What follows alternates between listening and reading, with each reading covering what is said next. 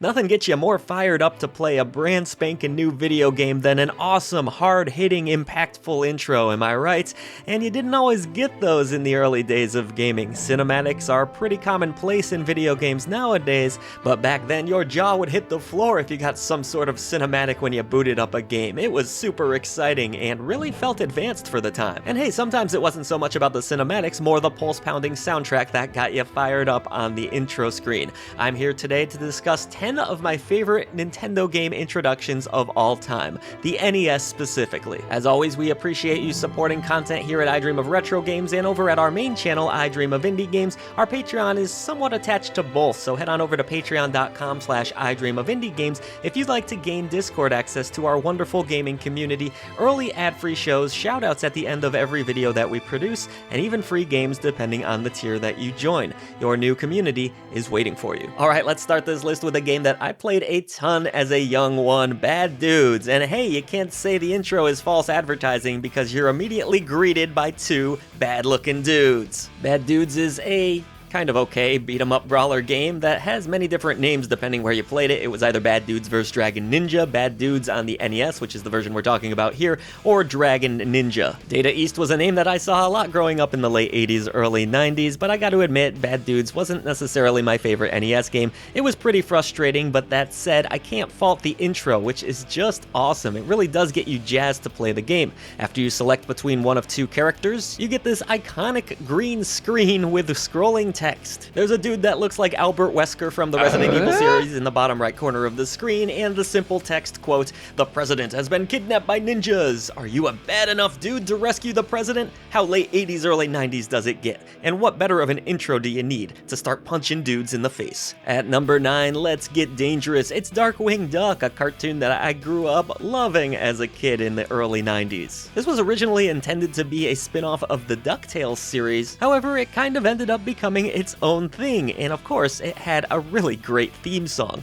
Naturally, with the success of the show, they made an NES game. And you know, maybe this intro won't hit quite as hard if you weren't a fan of the show, but it's still really cool. I am the terror that flaps in the night. I am the winged scourge that pecks at your nightmares. Darkwing Duck drops into action, and then you see him in the next scene riding on his bike with some epic music playing, which is of course the classic theme song for the show.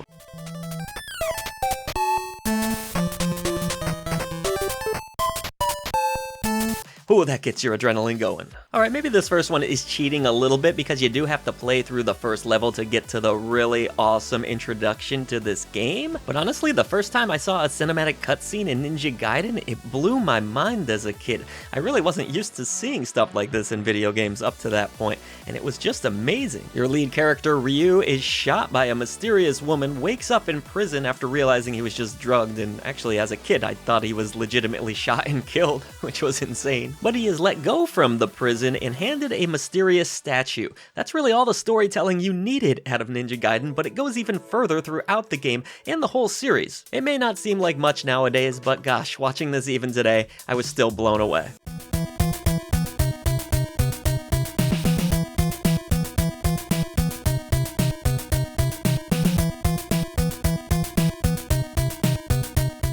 Alright, you knew this one was coming. Was there a more epic NES intro than the one for Mega Man 2, which of course was a hotly anticipated game after the release of the original Mega Man. I couldn't wait to play this as a kid, and when you turn this one on, holy cow, that scroll up to the top of the building with the wind blowing through Mega Man's hair, you just can't match moments like that. And then that damn music kicks in and you're just ready to go kill some robots. What an amazing intro, still one of my favorites today.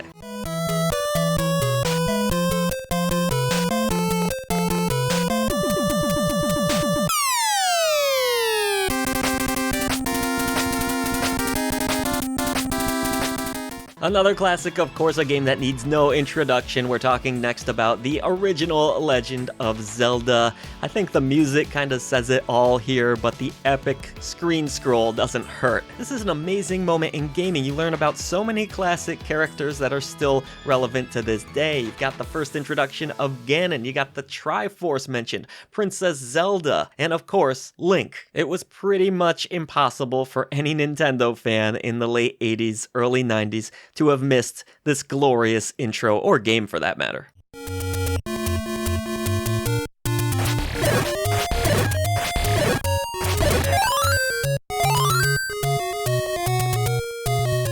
Let's move along now to my personal favorite NES game of all time, and yeah, call me crazy, make fun of me, do what you will, but I just love this version of Maniac Mansion. I actually like it even more than the PC version, and a lot of that has to do with the soundtrack. But boy, this intro was really kind of dark and disturbing at the time, but with the music and everything, it hits perfectly. You've got this comet crashing right next to this giant eerie mansion. The music used and the moment here is just perfect. And as an interesting side note, again, this is just my personal opinion, this is one of the great gaming soundtracks of all time. But Maniac Mansion is a classic. I love the NES version. In fact, I've linked a really interesting article down below about some of the history on it. You'll definitely want to read that if you were a fan of this version of the game and all of the crazy censorship and things they had to change.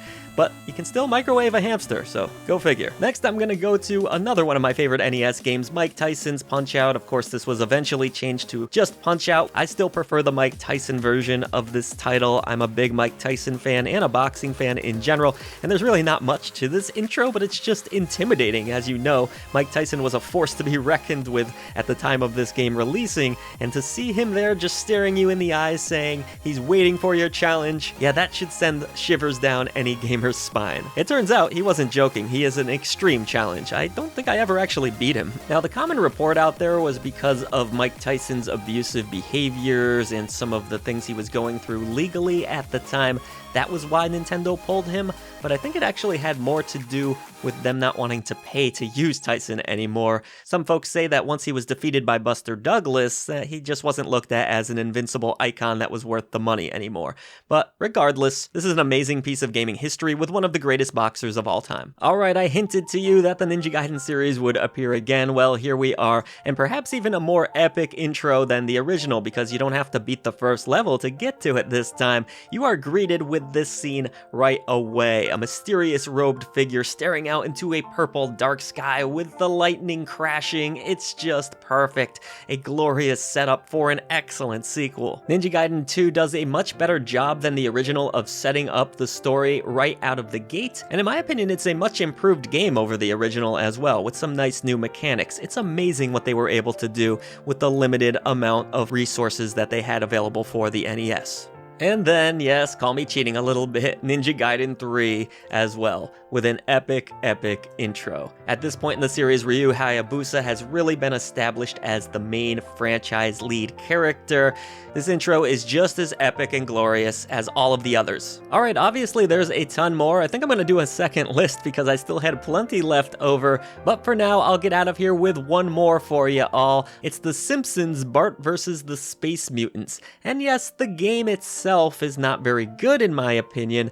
However, that said, the intro, if you were a Simpsons fan, come on, you get to hear the classic theme, you've got the space mutants themselves revealed. It's actually a really fun setup, the classic TV with the aliens peeking behind it, and just seeing the Simpsons in video game form. It was mind-blowing at the time. The Simpsons were huge then. I watched this show religiously, and my parents hated that I did so for some reason. Well, at least my father did. I don't really recommend the game itself. It does not hold up, and it wasn't even really that great then, but it was still an iconic intro for me, and even the sound bites. Holy cow, when you heard sound come out of your NES, sometimes you were like, wait, what? Was that from the other room? Eat my shorts.